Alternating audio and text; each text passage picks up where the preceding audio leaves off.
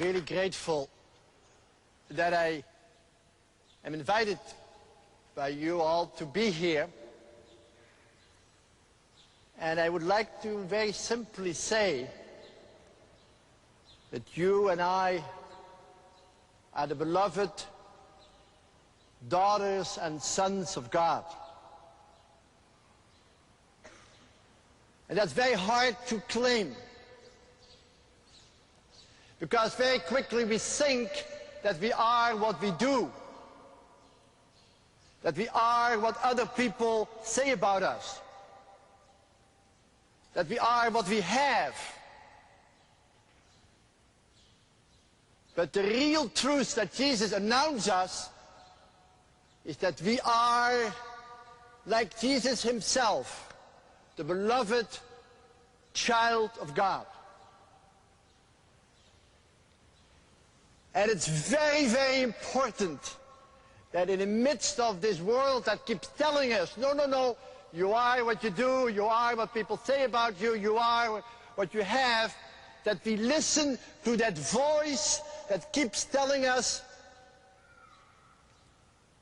you are my beloved, on you my favor rests.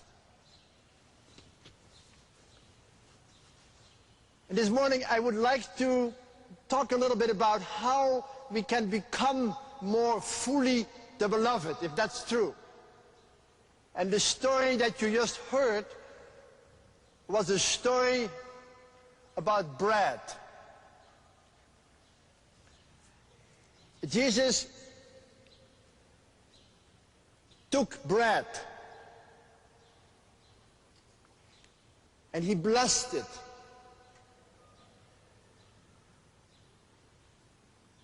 And he broke it. And he gave it. And you know, Jesus did exactly the same at the Last Supper. He took bread, he blessed it, he broke it, and he gave it.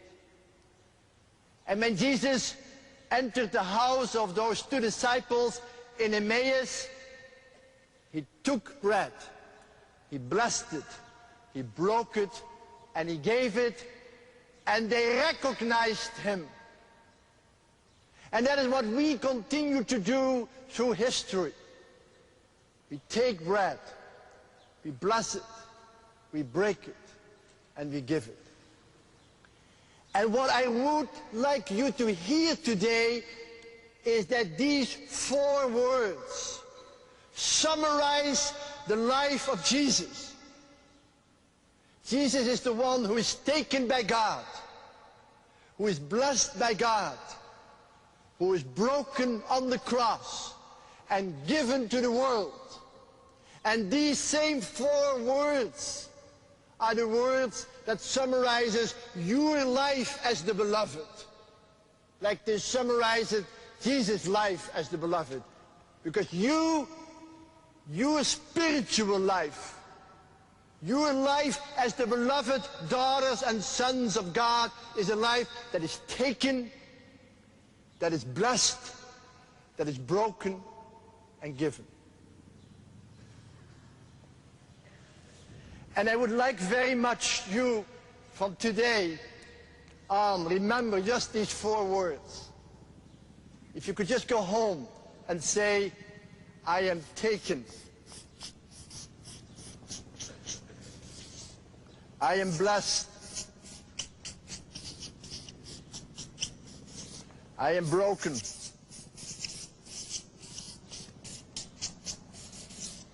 and I am given.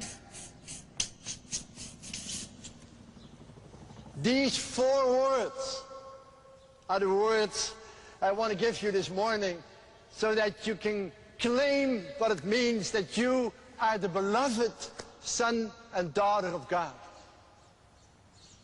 Because if you can live your life as the taken, the blessed, the broken, and the given, the world will recognize Jesus in you. In the breaking of the bread, in the breaking of your life. You are taken. You know, do you believe that God has taken you? Maybe we have a little better word for that. God has chosen you. Think about that for a moment. That you are chosen by God. That means God has seen you from all eternity as precious in His eyes, as unique. There is no other than you that is like you. There is no other person that is exactly like you. You are unique. And you have a unique role to play in God's story. And most people don't believe that at all. Most people don't even think they are welcome in the world. But God is saying to you and to me, I've seen you from all eternity in your uniqueness. You are my chosen one. You're special in my eyes. And what I hope that you will realize is, and this is a surprise, that if you believe that you're chosen, it doesn't mean that others are not chosen. See, in our world, when they say you're chosen, you're the best in your class, too bad for the rest. If you say you're chosen for an award, then the other didn't get the award. If you're chosen to be the president of a company or a class, then the others didn't make it. But in God's way, that's not at all true. In fact, if you believe that you are chosen, God gives you eyes to see the chosenness of others. You'll suddenly discover that your chosenness, your uniqueness, opens up in your heart a place where you can suddenly realize, hey brother, hey sister, you too are unique in God's eyes, and I didn't take anything away from my uniqueness. That's the great news. Very hard to claim in a world of statistics and a world in which you often think that you're just a number. But hold on to it, because it's the first sign of your belovedness. And the second is you're blessed. You know the word benediction? You know, blessing, benediction. That word comes from bene, which means good things, or good, and dictions means saying things. Benediction means saying good things. You're blessed, that means God is saying good things to you. In my community, with mentally handicapped people, there was a wonderful woman called Janet. And I came to one of our homes, and I saw Janet coming up, and she says, Henri, can you give me a blessing? You know, and as a good priest, I put my hand on her and say the name of the Father, and the Son, and the Holy Spirit. She says, Henri, it doesn't work. I said, it doesn't work? Yeah, I give you a blessing. She said, it doesn't work. And I was confused. I said, what do you want? She says, I want a blessing. Well, after the service, and there were a lot of people sitting on the floor, and I said, Janet wants a blessing. And she said, yes, I want a blessing. And she walked right up and put her head right against my chest, and I had this alp on, and I put it around her, and she huddled herself right in me, and I perked up her chin a little bit, and I said, Janet, you're a beautiful woman. You're so beautiful. We love you so much. And I know you're a little low today. You need to hear it again, that you are the beloved of God and that we love you. She looked up and says, yes, Henri, that's true. As he walked back. And right after that, everybody else said, hey, I want a blessing too. And people came all up, and I was blessing people and holding them and telling how good they were. And finally, one of those big assistants, you know, Notre Dame football player who was staying with us to help out, big, strong guy, his neck going right here. And he said, "What about me?" I said, "Come up." And I put my hand on his shoulder and I said, "John, God loves you." And big tears came out of his eyes. We are called to claim the blessing and to bless people wherever we go. That's our Christian call, to say good things of people. Not to give them little compliments, but to say good things about their being human, about their belovedness.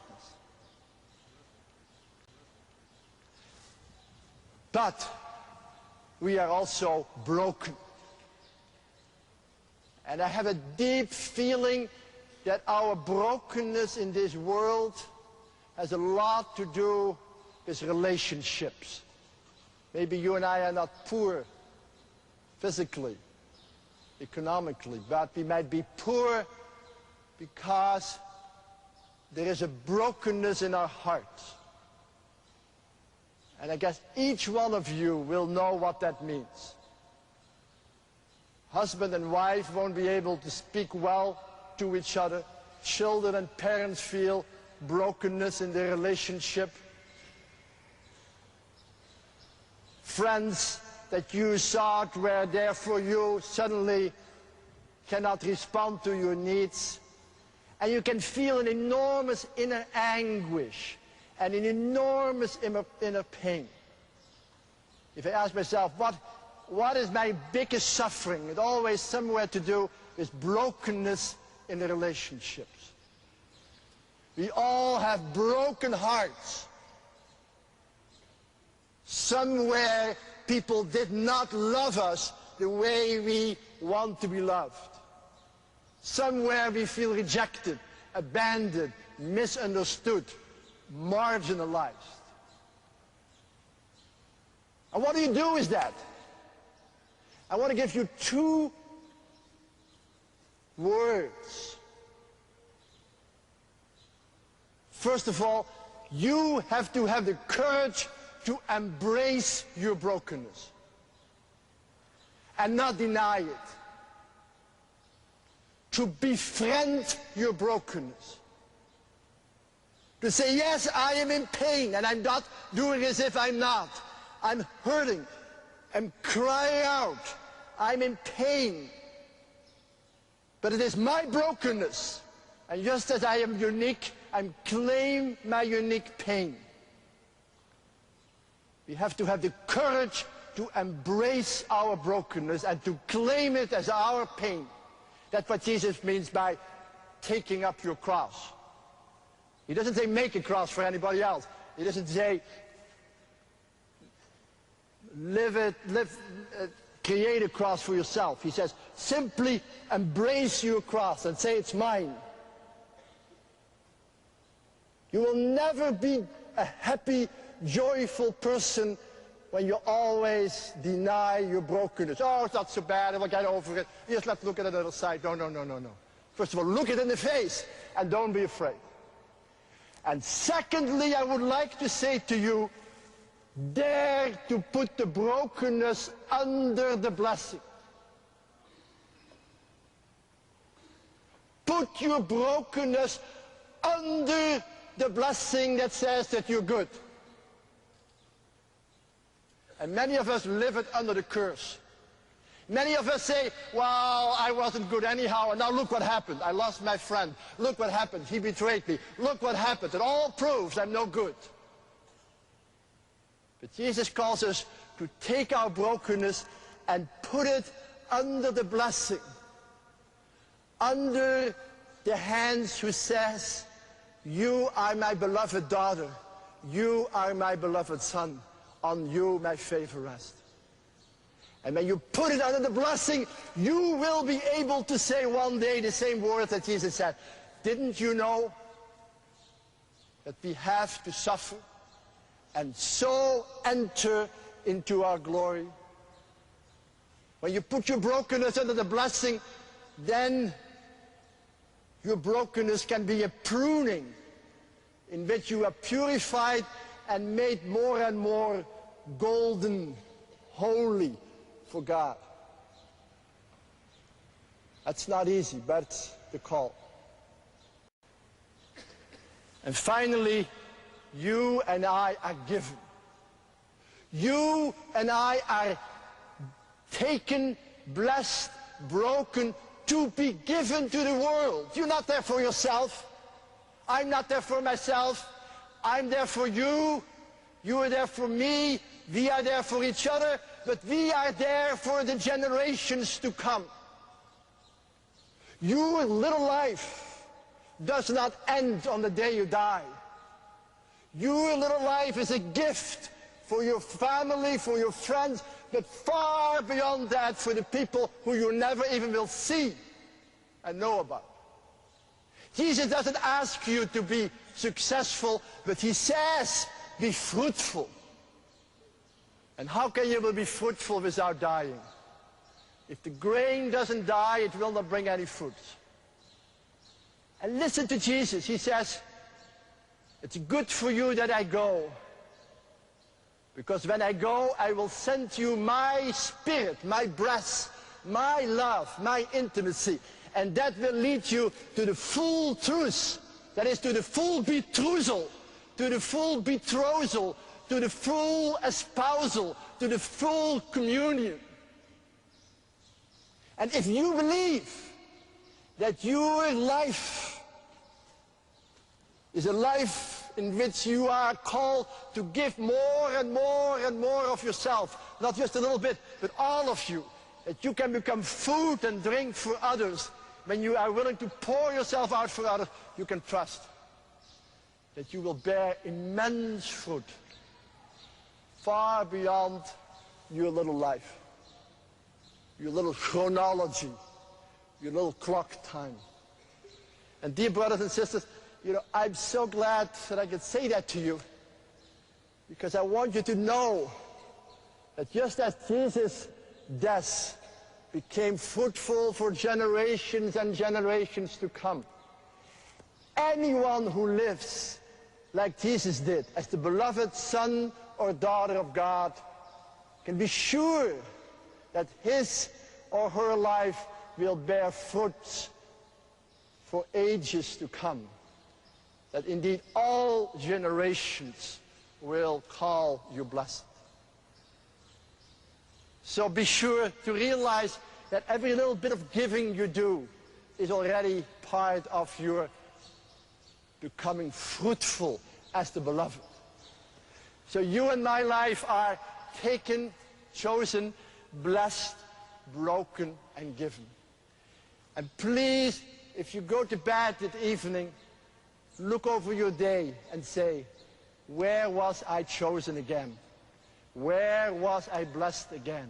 Where was I broken again? And where was I given? Because every time you recognize that, you recognize the presence of God in your heart, the presence of his Spirit in the center of your being, and you will know that you are the beloved daughter and son of God, and that you can live a free life, free to love.